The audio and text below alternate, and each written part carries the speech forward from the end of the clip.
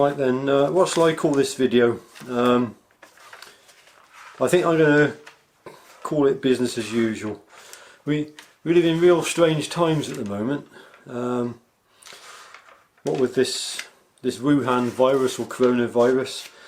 I'm not racist. Please don't think I'm a racist. Nothing against the Chinese people at all. But I did see a clip on the internet where it had two Chinese girls being interviewed about the virus, and they said in a boastful manner, "We've dealt with the virus, we've managed to control it and contain it. Now let's see how the rest of you do in Europe and the wider world." And my thought was, at that moment, that was my thought was, you know, well, you lot started it in the first place. But anyway, this has brought to my thinking a lot of things really. On the business front, how will it affect me? Well, I don't really know how it's going to affect me. At the moment, it's business as usual. I'm still working. I've got a stock of steel in. I've got steel in stock. I've got raw materials in stock. The post offices are still open. I did ring up my local post office to inquire about their plan of action, and they said that because they were an important service, that they were going to remain open. So it looks as though I'm going to be able to post my knives out. So as far as I'm concerned, I'm going to try and maintain business as usual. Although it is beautiful, and it's beautiful out in the garden, and here my wife is a vulnerable person. She has a heart condition. My son and my daughter are in the caring. Their jobs are carers in the wider community, so they have to go out and care for individuals. If they don't, then it's a life and death situation. That they are carers for severely handicapped people. So there's a risk that they can bring something back to us, and we're taking precautions and measures to avoid that. There's such a lot I've got on my mind at the moment, and I'm sure we all have. But out there in the garden, it's beautiful. The flowers are coming out, the grass is greening up, the insects are buzzing, and it perhaps belies a real danger that exists in the wider community. And I do believe that it is very important to remain as much isolated at the moment as possible, really. So I'm doing everything I can to protect myself and my immediate family from any viral infection that might be present. I've had all sorts of messages sent to me by people, especially on Facebook, saying it's a psychological warfare against the general public of the world. I don't think it is. I think that the virus is a real danger to a small number of people. 1 to 4% of the population could die, and that, especially in my age group, or say 60 to 80, in that age group we could see as many as 1 in 4 people not able to survive that infection. So I think it's very wise what the government are doing to actually shut the country down and to stop the movement of people. Do I think there's an agenda to it? I don't think there is an agenda to it, but I think that the government may, and the world governments may, impose restrictions now which they may not lift afterwards.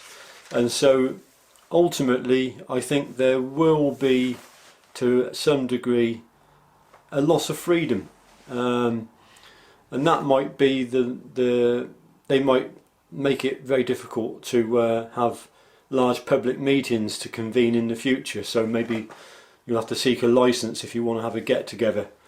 And I think there is a fear factor in the government that they want to have more control over people, and sometimes you can understand why, because there are extremists out there, people with extreme views, whether that's through terrorism or xenophobia or whatever.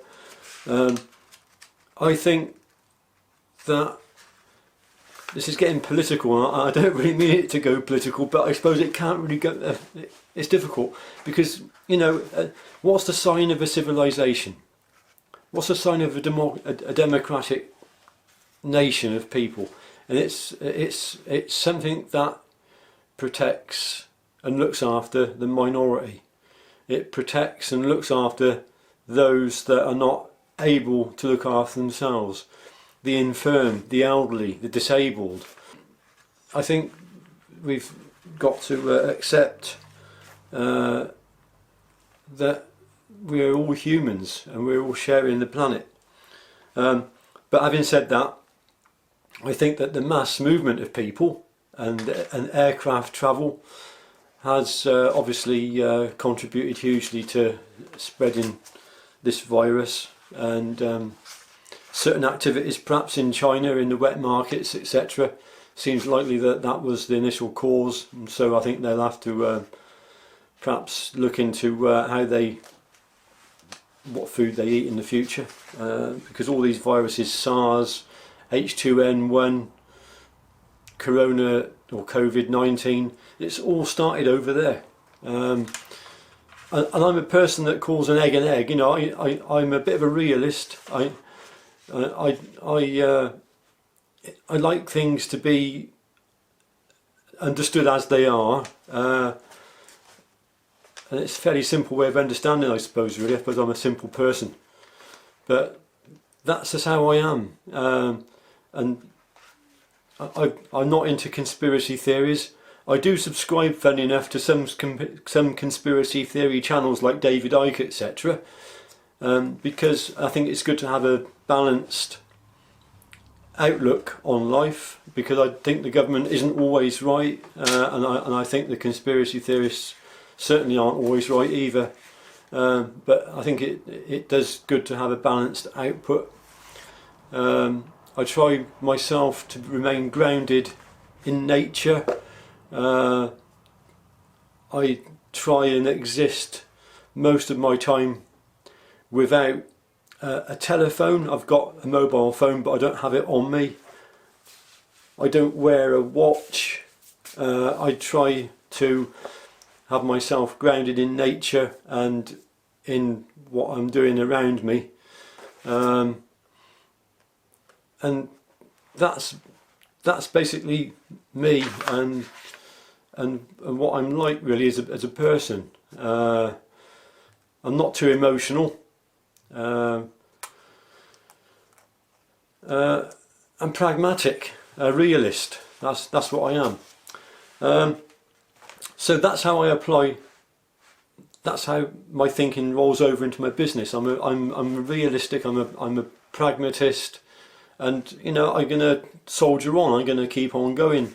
I've heard the government are going to bring in payments that if for some reason I can't sell my knives, or my income falls through the floor, then I've got recourse to approach the government for some financial assistance. Apparently they're going to pay 80% of an employee's wage. And I think they may at least move, say, people like myself onto a very basic pay.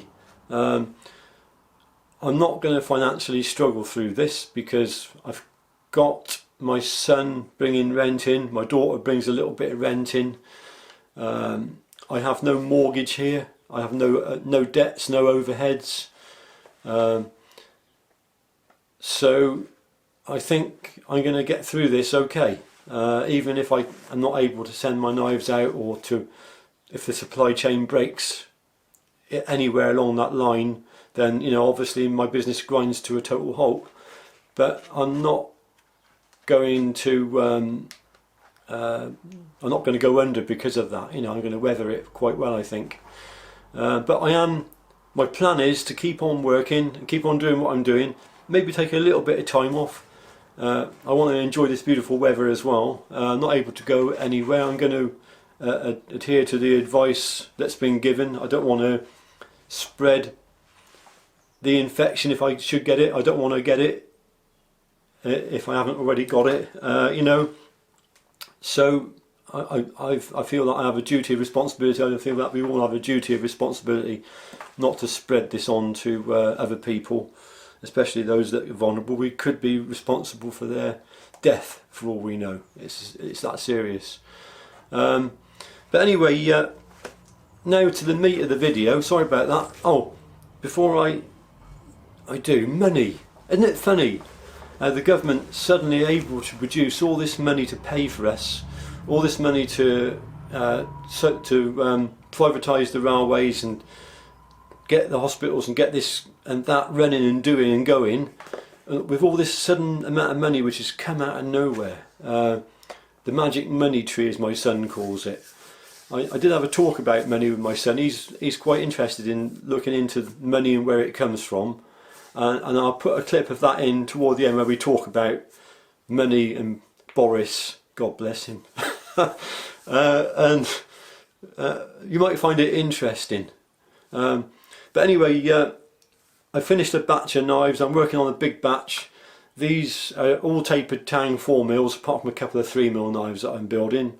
I did do a video not long ago about tapered tangs, where I hinted that I showed me in the video tapering my tangs. I'll put a link up in the corner there to that video, and I hinted in that video that afterwards I then lap the tangs to get them flat. So this, I have lapped all these tangs now. It's a lengthy process. I can get them quite flat on the grinder, but to take any slight discrepancies out, you have to lap them. I lap them on a plate with a piece of circular abrasive, at 60 grit abrasive, and it takes approximately 15 to 20 minutes per side to lap any discrepancies out and get that tapered tang truly flat. And the result is that you get a perfect even glue line between the scale, the liner material, and the steel tang of the knife, and it's perfection. You cannot improve upon it. I hope one day I may be able to get a surface grinder attachment which will speed the process up, but in the meantime I lap every one of my tapered tangs to get them as near perfect as I possibly can, and I'll probably put some pictures up of that already, so you'll see the results. So what does that bring us on to now? I think that's just about it. I did have a little notebook here that are things that I'd written down. Finished knives, lap tangs, business as usual. That's basically it. I've covered everything. I feel a prisoner in my own home. It's funny that. I love it. I've got a nice house, nice garden. I'm probably blessed. I'm probably quite a fortunate person compared to some people out there that haven't got what I've got. I've worked very hard to get what I've got. I'm now nearly 58 years of age, and I've been a working man. I've never taken any benefits. Even when I was seriously ill with a brain tumour, I never took any benefits. And I've worked hard to pay for this property. I've two workshops. I've a semi-detached house, a reasonable garden and conservatory, and don't have any debts. And I run my business honestly, and I submit a tax return every January. So, and I feel sorry for people actually, people that are new onto the housing market now, because I understand that it is much more difficult to buy a house now than it was when I started buying houses. I started buying my first house back in the mid to late 1980s, and back then you could buy a house for £30,000. So I bought and sold, bought and sold, bought and sold, and moved up the ladder each time. I feel so sorry for those that aren't able to do that. My son and daughter's generation, they can't. But obviously, you know, that whatever I've accrued in my life will be passed on to them in a fair manner. So anyone starting off now on the build on the housing ladder is very difficult. Anyway, this might be a financial reset as well. What's happened? This has been a huge economic crash because of the coronavirus, and this could be a bit of a financial reset. Anyway, I'll leave you with my son and myself talking about money. Where does money come from? Why does it have the value that it has? It's very interesting. Anyway, thanks for watching. Hope you enjoyed the video. Hope you've enjoyed the knives. Business as usual. Bye for now. Yeah.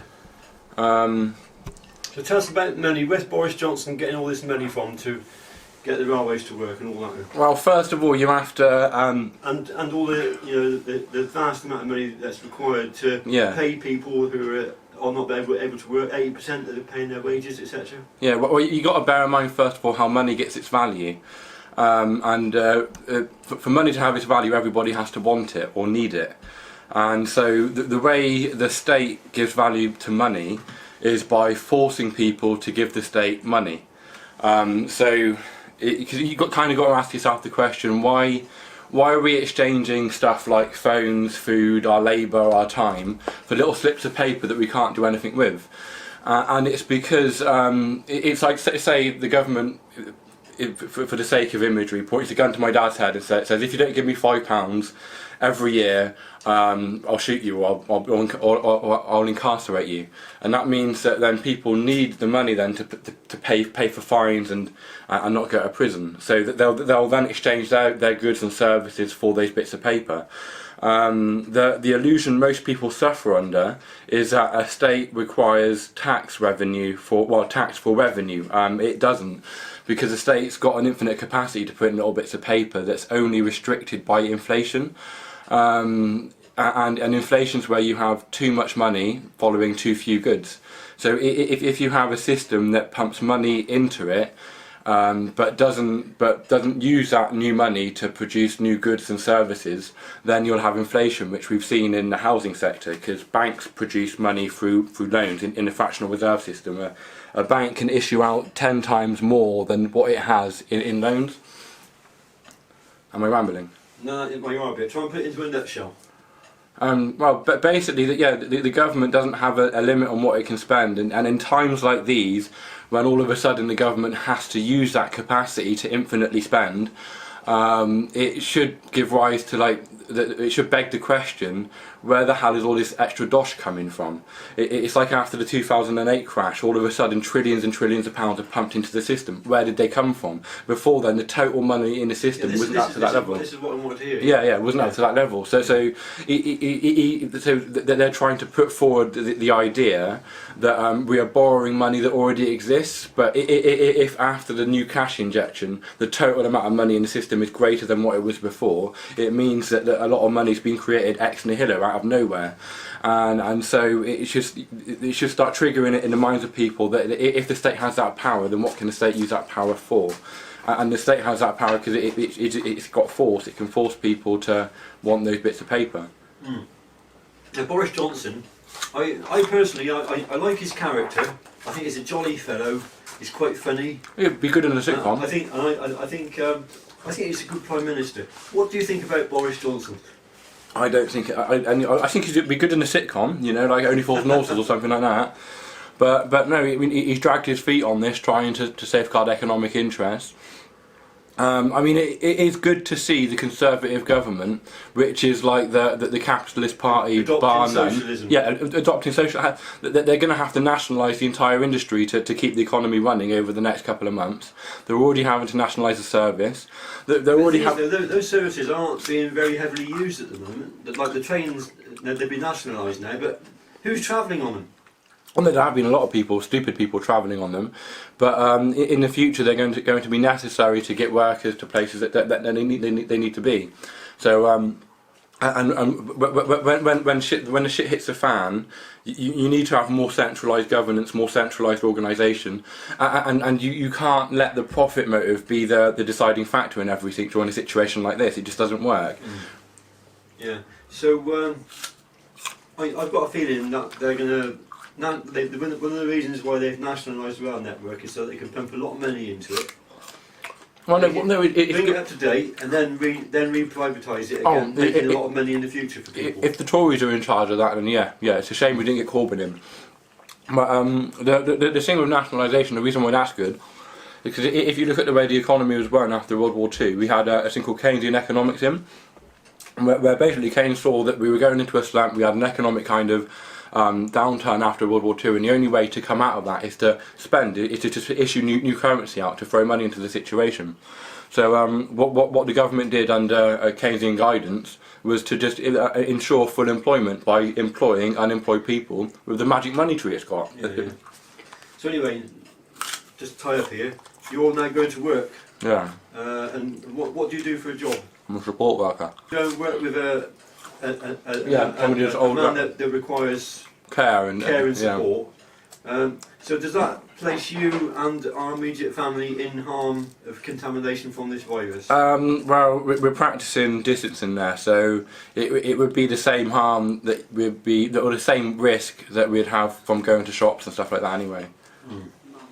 So we still need to get food and stuff, and we're not taking Keith out into public places and where we can like meet people, well, be near other people.